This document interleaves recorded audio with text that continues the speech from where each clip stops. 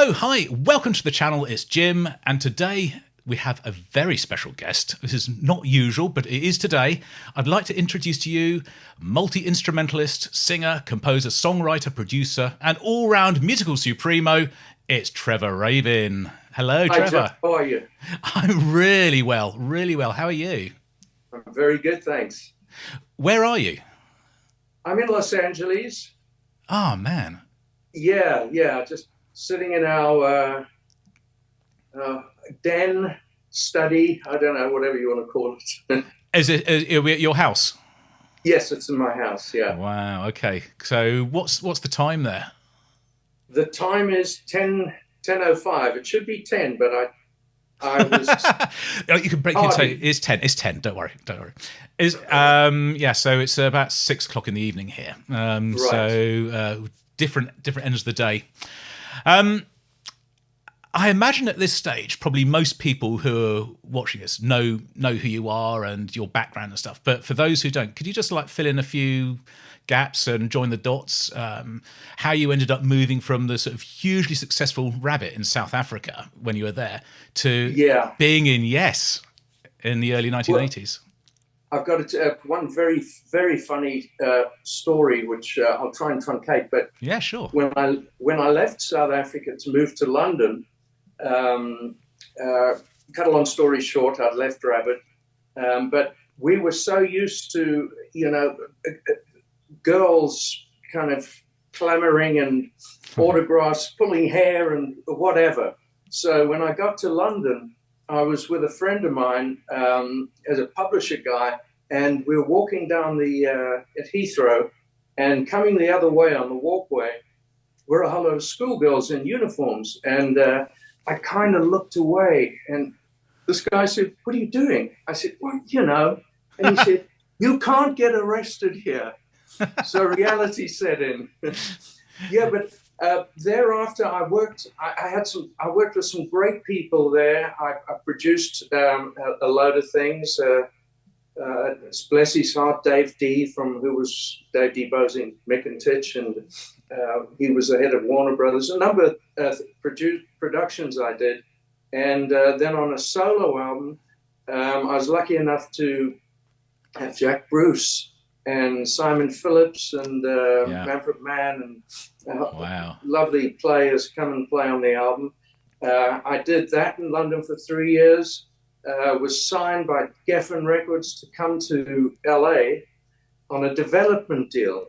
So I'd written a number of tracks before that, which led to the deal, which included Owner of a Lonely Heart, Changes, and most of the stuff on 901.5, and came to LA and basically carried on writing, and through a lot of different situations, Geffen dropped me like a lead balloon. So I started sending cassettes in those days out to record companies. I got a lovely answer from Ron Fair at RCA, who went on to actually run Geffen's, funnily enough. But he was a junior A&R guy at the time, and he heard the tape and he said, he called me, he said, "Owner of a Lonely Heart is absolutely a smash." And I was like, oh, good. Because you don't really know. No. If you've written it yourself and you're so close to it, it's hard to really contemplate that. So, you don't write for that purpose, or it's contrived and nothing will happen. Yeah. So thereafter, I got a call from Clive Davis. I also sent a tape to. I got a message back from him saying, "While we feel your voice has top 40 appeal, we don't feel the song Owner of a Lonely Heart has any chance of being a hit. It's far too left field." So, needless to say, I sent him a Polaroid, because that's what we had in those days of the Billboard charts when it hit #1. Awesome. Not that he's okay. He's had a bit of success, So a little joke there, but. Then Phil Carson got hold of me from Atlantic and said, "Look, I've sent your tape to Chris Squire, and him and Alan are putting a band together, and you seem like you're perfect, to to lead this unbelievable rhythm section. And I thought, well, it definitely sounds interesting. So it was, I went back to London, met with them. Chris was late, of course, as he always was. But we went to his home, and near Windsor Castle, somewhere around there. Okay, and, yeah. And rehearsed, and we all felt it sounded bloody awful, but we just felt it was right. And thereafter, we rehearsed at John Henry with Tony Kaye, it was just a fantastic 4-piece band, and called ourselves Cinema. We rehearsed for 9 months at John Henry, and which I don't even know if it's there anymore. And then eventually signed to Atlantic, did the album, and as the album was ending, Chris saw John at a party or something. I don't quite remember what happened. I mean, it's a while ago. 40 odd years ago. But he invited John in to come and have a listen. John really liked the stuff, sang on a couple of things. I loved it. And then, it became a 5-piece. And the name of the band at the time was Cinema, which I thought was a perfect name for the band. And a band that we got a lawyer's letter saying that you can't use the name, we have the name. Now, really, they would have changed the name if we'd given them some money. But we decided, oh, God, this is such a hassle. And, then there'll be another band with the name Cinema. And anyway, almost, serendipitous. At the same time, Atlantic Records basically signed on to the whole thing, thought it was going to be a really big album. Actually, they signed on beforehand because they paid for it. But at that point, Atlantic said, you know what, with this band, we should call it Yes, even though it doesn't sound much like the old Yes. It's a new version of Yes, and let's just call it Yes. So I was very reluctant to do that because it meant, dipping into stuff of the past. And but Chris was really on my case on that, and very, very humbly said to me, we'll have to do some of the old stuff if we go on the road, but the album is successful, so we can do the whole album. Now everyone's going to want to hear the whole album. Yeah. We'll have to do a couple of the hits from the past and a couple of other things. But as far as the other things, Roundabout, Single People, Long Distance, we'll have to do those. But any of the other stuff, which is more, deep track kind of stuff, you choose. Mm-hmm. So, and he said, and you play it the way you want it, because it should sound like the new band. Don't worry about what the parts were. And so that really gave me a lot of freedom. And I said, okay, we can call it Yes. And then that was it. Did you know much about Yes before you came over and met Chris and Alan? I knew that I loved Chris's playing. Right. And I knew Alan was meat and potatoes, incredible. Amazing drummer. Thunderous drummer. Yeah. I'd also liked Bill's playing in the past, but I was excited about Chris and Alan. But in the past, I'd really, in South Africa, I was so busy doing what I was doing. I was also, at the same time in South Africa, I was studying orchestration and those things, but I was also playing bass in a jazz band. Oh, right, okay. Incredible musician, guy by the name of Henny Becker, absolutely brilliant musician. And we were playing things like old Czech Corea stuff, and then Bach two-part inventions where he jazz it up. And And I learned so much doing that. But so there was really not much time to listen to anything. And I listened to a lot of classical music, which I'm addicted to. But I did listen to, I was totally, as I say, aware of Chris, loved Chris's playing. I thought, wow, that guy's got such a strange high voice. It's kind of appealing. Mm. And then I also loved Rick Wakeman and got Six Wives of Henry VIII. So that's the only Yes-ish record that I ever. So you weren't a massive fan of the band. So that's really interesting to come into it like that, because you didn't have any sort of, I guess, preconceptions about, I've got to play in a certain way or do certain things. Okay, there's a bunch of musicians and I know they're good, but we can do our own thing. That's quite cool. It almost could have been anyone, because my last album I had done was Jack Bruce, who was, just amazing to me, and Simon Phillips amazing to me. And it was just great playing with these fantastic musicians. So I just felt, well, here I am doing it again with some great musicians. So that it wasn't, I did meet once Paul McCartney, and that was a little bit nerve-wracking. A star-struck moment. Yes, I can imagine. Yeah. So here we are, 40-something years later, and you've just you've got the new record coming out in just over a week's time, 6th of October. Yeah, right. Rio. Right. I've heard it a few times. It's absolutely brilliant. I love it. Absolutely love it. Well, thank you so much. Thank you. I'm guessing there's a lot of people won't have heard it yet. It's going to be coming out in a few weeks' time. My favourite tune on there at the minute, I mean, it changes all the time, but at the minute is Oklahoma. I think that's fantastic. It's thank you so much. It's such sort of a lush, cinematic sounding piece of music. And that got me thinking, because you've obviously done a lot of film scoring and you've worked in that realm.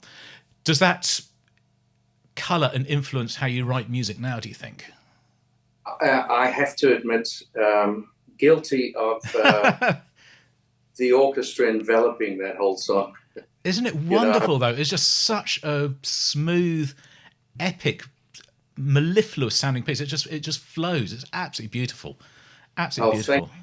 Thank you so much. Yeah, it's funny. I've been listening to it and working because we've been doing a video for it, and is that going to be a single? Because it's the next single. Right, okay. And so I was going to be appearing in it, and then we all just decided, you know what, it should just live on its own.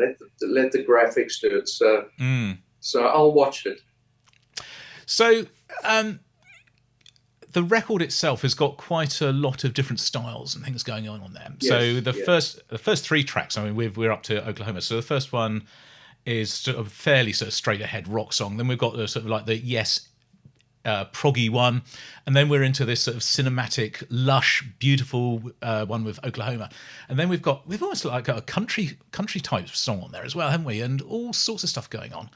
Yeah, it's funny. I didn't do a record deal when I did this album. After I'd done the ARW tours and 200 odd shows with Rick and John, I decided, okay, I've got a couple of film things to do. When that ends, and obviously COVID hit, so I had a lonely movie because I didn't have anyone with me. Actually, everything was done by Zoom. And I phoned my agent. I said, after this project, one was Jerry Bruckheimer thing, a revamp of a 10 episodic thing of National Treasure. So I finished that, and then I phoned and I said, okay, I'm not doing anything. And they said, well, when will you be available? I said, I don't know, but just count me out for the foreseeable future, which was kind of nerve-wracking. My wife was, you're going to do that? So I want to do an album. She said, you have to do an album. I said, well, then we agreed. So I basically put all my time and have continued to put all the time into doing this album, but I didn't do a record deal or anything. I just decided I want to make this album, and I'm just going to make it the way I'm kind of feeling. And I didn't have a completely specific thing of what it was going to be, but I definitely had ideas where I wanted to go. One of which is when I was growing up in South Africa at 17, 18 years old, I was, before Rabbit, I was a very, very busy session musician. And a lot of the sessions in South Africa were country. And it was, you couldn't specialize. It's not like in LA you could say, oh, well, let's get him because he does this or that. If you're a session musician, you play everything. You can read, you can play, and you can play any style. So that's kind of the prerequisite or the brief, if you like. And so I used to play a lot of country stuff. Right. And Mutt Lang was the bass player in the country band. Oh, was he? Oh, yeah, he's a fantastic country artist. And it's funny, when he did Shania Twain, there were a lot of journalists saying, how dare he infiltrate the country area? And in fact, that's where he grew up. Fantastic country guy. But anyway, having done all of that and played some pedal steel and B-bender stuff, which I used on this, I just thought, I want to do that, and I'll worry about, because the album's initial name was, the original name was just, scribbled out, Demographic Nightmare, because it goes all over the place, right? Yes. But I thought, as putting the producer hat on, I thought, well, let's just hope that my voice and, hopefully whatever the style is of my guitar playing will kind of connect it and glue it all together. So I finished it, and once I'd sequenced it all, I thought, I think it works. I think it works. And only then did I call Thomas from Inside Out Records, because I knew him, liked him, and thought, this is a guy I can trust to do what needs to be done. And I didn't even, the usual thing, you're going to sign a record deal, people get the tapes, and then your lawyer or your business manager or your manager will play one against the other. And I didn't have any of that. I phoned Thomas myself. I said, hey, I've just finished an album. Do you want to hear it? And, I'm not a loud kind of person, so I didn't sound very enthusiastic, but he said, oh, I'd love to hear it. And I sent it to him. I said, well, listen, if you're interested, give me a call. I think it was like 3 hours later, I got a call saying, do you want to release this? I said, well, that's the idea. And at first I thought, you shouldn't release it, But then he said, we absolutely want to release this. I'd love to do a deal. And that was it. It was kind of really simple. And how can I put it? Charming almost. Yeah. He's done a remarkable job there, hasn't he, Thomas? And Inside Out as a whole, they've become this amazing repository for all these incredible artists and bands. I mean, I've lost count of all my favourite people are there, and it's just incredible. It really is. It's absolutely incredible. I mean, there wasn't a place like that anywhere. I mean, there are people who release things, but not something that has, first of all, the backing of Sony and the confidence from Sony. I mean, he's a very smart guy, and first and foremost, he's a huge music fan. You've got to be, haven't you? Yeah, it's a great place to be. The record itself sounds incredible. Do you have a studio there at home, or do you go out off piece to do it elsewhere? I have a studio. I do. I'd say, well, with film, I mock it up and get together. Once in a while, there's a film that doesn't have the budget for full orchestra, so I'll do it with synths. Yeah. But luckily, the budgets I've been working on, the films are such that I can use, 90-piece orchestra. And I mean, with Jerry Brockheimer, it was, Jerry, I need a bigger orchestra this time. He said, look, whatever you need, it just needs to sound the way you want it to sound. Yeah. So whatever you need. So that's it's great. Like budget is how long is a piece of string, I suppose when you're working on huge blockbusters with a producer like that, then it's less of an issue. It's less of an issue. I mean, the schedule is your stomach lining disappears. Yeah. A millimeter every movie, but I love it. And then with mixing in the studio, because I'm so used to film, 50 of films, hundreds of TV things. It's all 5.1. Yeah. Or Omnisound and Omnisphere. Omnisphere's the synth, isn't it? Yeah, Omnisound, right? Yeah. Oh, I don't know, but it's talking about like surround. Yeah, the surround 5.1 thing. So I'm used to working in that arena. So doing this album, it was natural that we could take it and develop it into that. And yeah, I spent time mixing it and getting it exactly the way I wanted. So some of the orchestra was done. Most of the orchestra was actually done here. The room's big enough to have a section, and then some of it is sprinkled with a bit of synths too. But you can't get that sound without real players. No. Most of it's real players, and then on push, the violin solo at the end that's doubled with guitar is Charlie Bisseret, who's just an incredible violinist. He's always been in my string section with movies in LA. You talk about in my string section. That's an amazing thing to be able to sort of say and have, isn't it? That it's just an incredible place that you are, being able to do this and to have these musicians on tap. It's quite funny. My dad used to joke about someone would say, I was six years old, and an uncle would come by and say, have you started to learn to read, like ABCs and stuff? And my dad would say, well, he can't read English, he can read music, because that's how I grew up.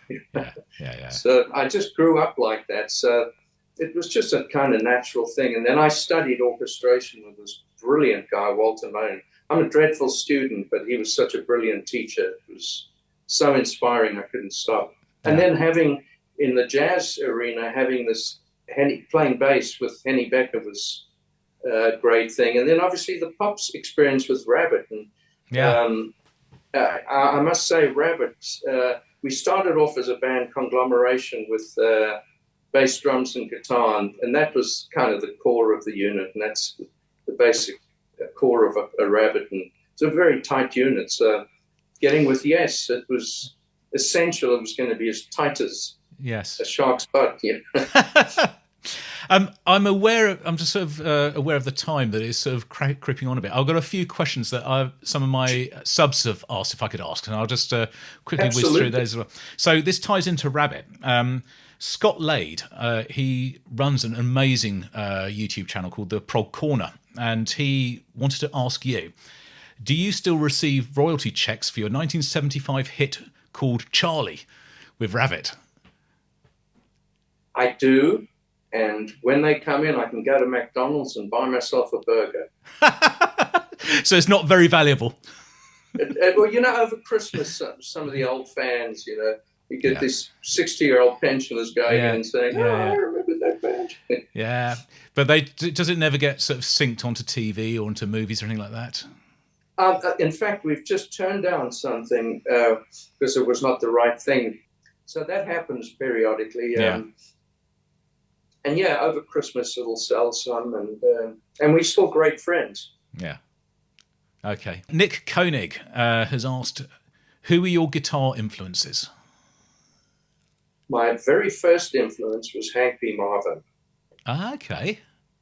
The Shadows, and that's why I used to play a harmony guitar, and when I heard Hank, I had to get myself a Strat, and I couldn't afford one, so eventually, cut a long story short, I bought one which was brand new but old, and in those days, old guitars was not like today, where 64 Strat is worth hundreds of grand. Yeah.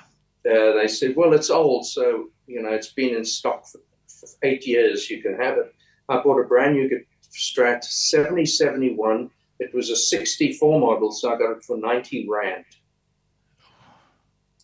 which was the equivalent of 38 pounds, I think. Yeah. Wow. So, yes, sorry. Hank B. Marvin. Yeah. Hank B. Marvin. A lot of the music was jazz oriented, like Wes Montgomery, Barney Kessel. I loved those guys, and then then the rock thing happened. Hendrix and obviously Buddy Guy and a lot of the blues guys. But once you start playing the blues and you learn those beautiful licks, once you've learned it, then you've learned it. Then it's just a matter of whether your passion can come through in it. but you've learned technically how to do that. So I just decided, okay, I want to be the fastest guitarist in the world when I was 17. So I went to the army, and I used to sit and just go for it and go for it. So, and quite soon thereafter, I realized, starting sessions, has to be felt. This has got to come from the heart. And so there's a lot of things that cascaded in making this. There was one guitarist in South Africa who's not with us anymore, Johnny Faree, who was a phenomenal player, and I picked up a lot from him. He used to be a friend of John McLaughlin. They used to play together at times. He was fantastic. Was the music in South Africa... Sorry, I'm supposed to say that in a different way. Were you aware of music from around the world in South Africa, or was it all fairly localized, what you were hearing when you were young?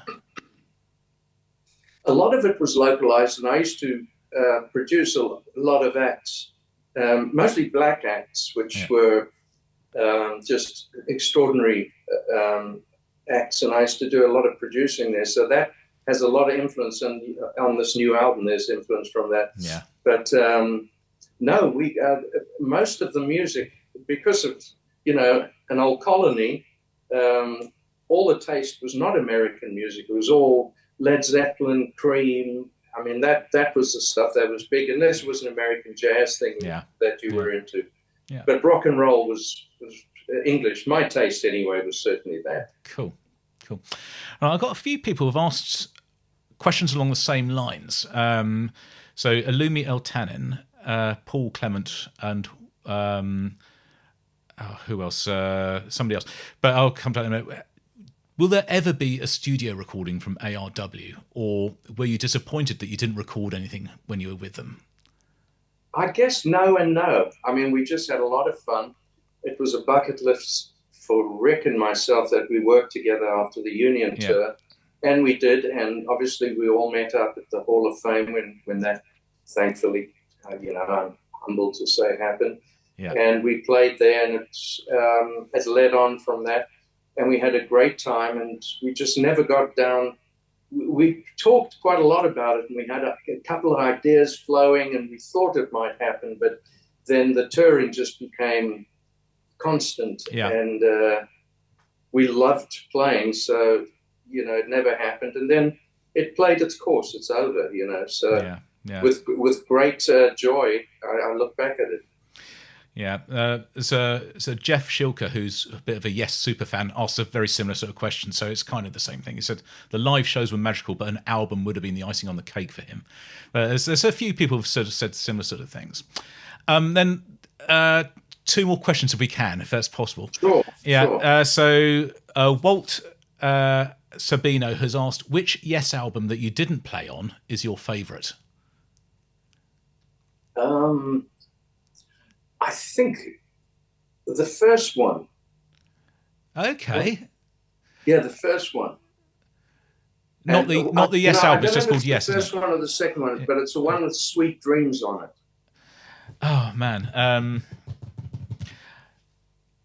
I can't remember. I can't remember. So it's either Time and a Word or Yes, isn't it? It's a funny thing.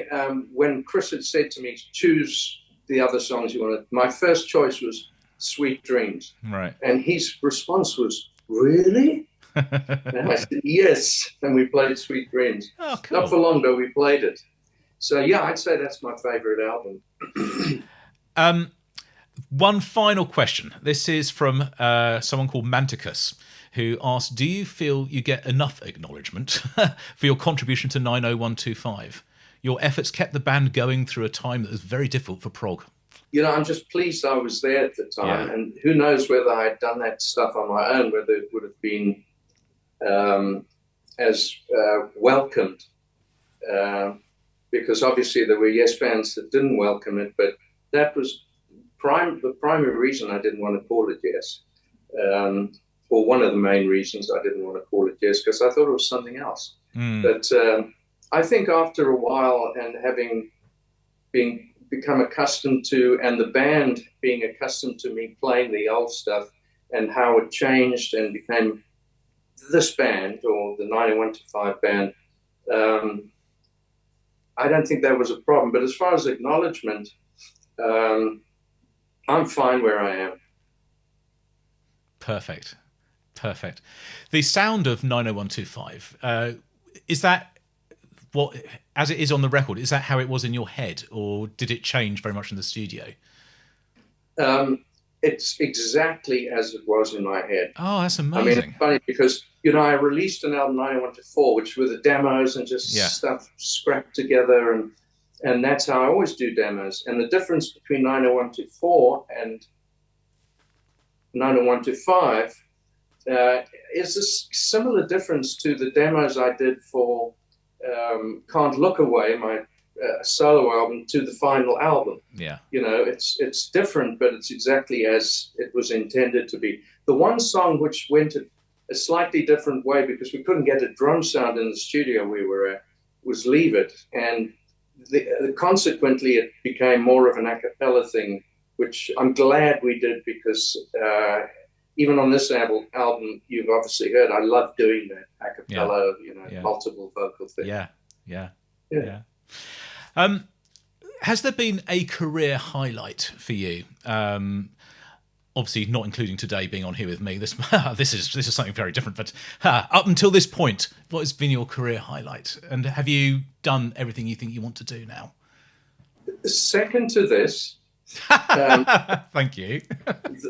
The first really pivotal show that Rabbit did in South Africa changed the whole emphasis of the band.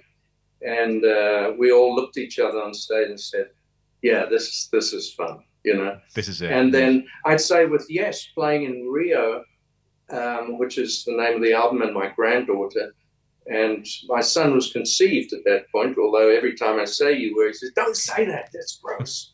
But in 1995, we played to, I think it was 500,000 people in Rio, and it's the biggest show any of us had ever done. Amazing. Well, yeah, there you go. Thank you so much for making time to come on here and to have a chat with me.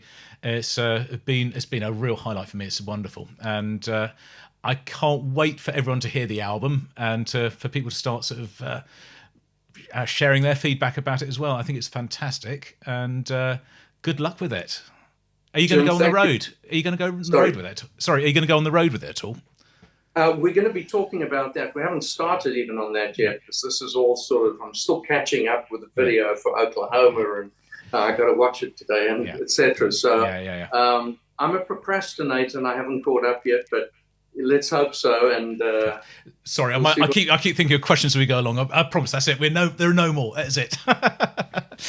Jim, thank you so much. It was an absolute pleasure talking to you, and hopefully we do it again. Super. Thank you so much. Bye-bye. Bye-bye. Thanks so much. Yeah.